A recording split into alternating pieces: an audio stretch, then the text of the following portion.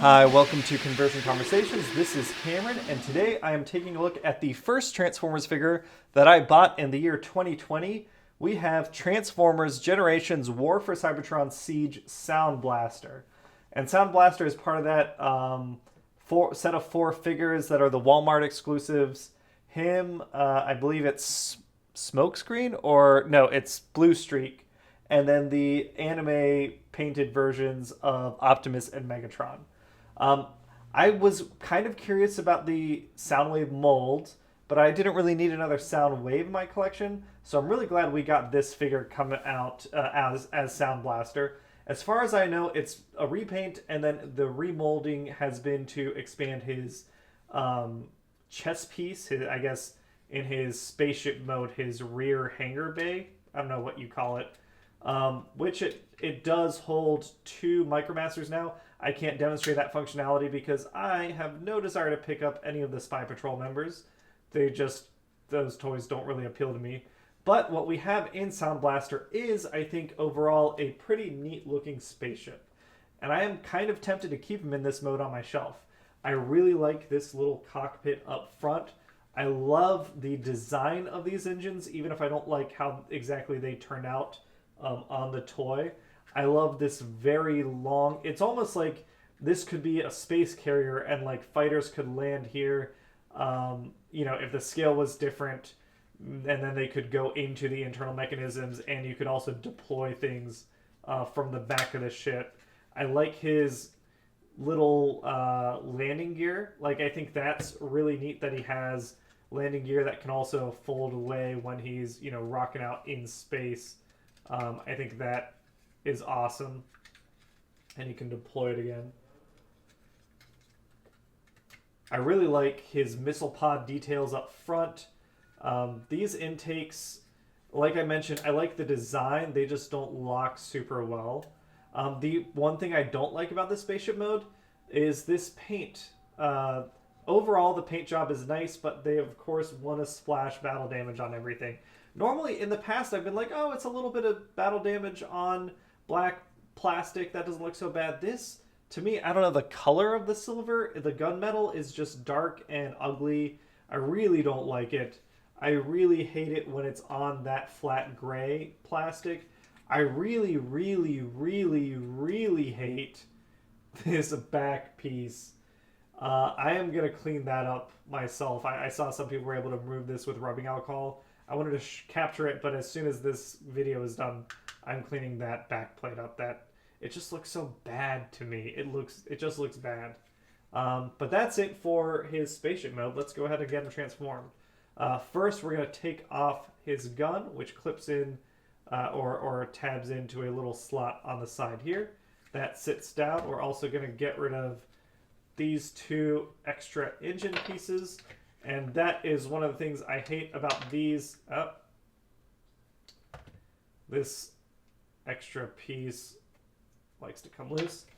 I knew that was going to happen on these side thrusters. They just, for whatever reason, maybe it's just my copy, it doesn't securely pin in place. So it really, let's get it back on, loves to come off. It comes off super easily at the slightest provocation.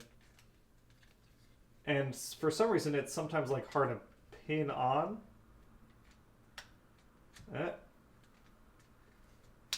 There we go.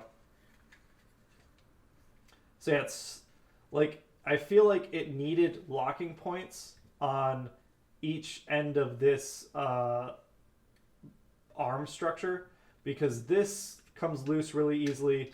This part wiggles loose very easily. It just doesn't feel secure like that.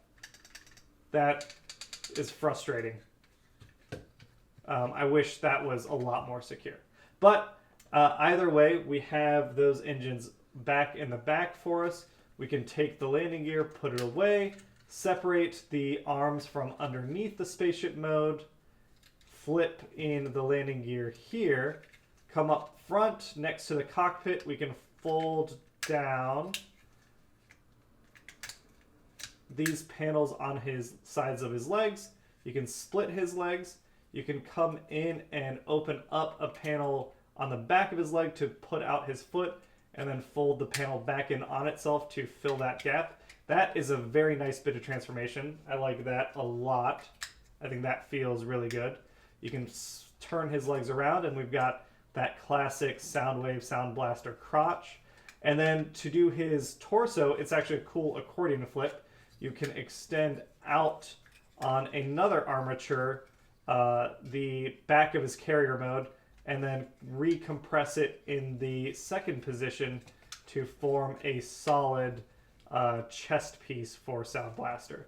Now that this is done, we're gonna just pop our camera up just a little bit. We can come in the back.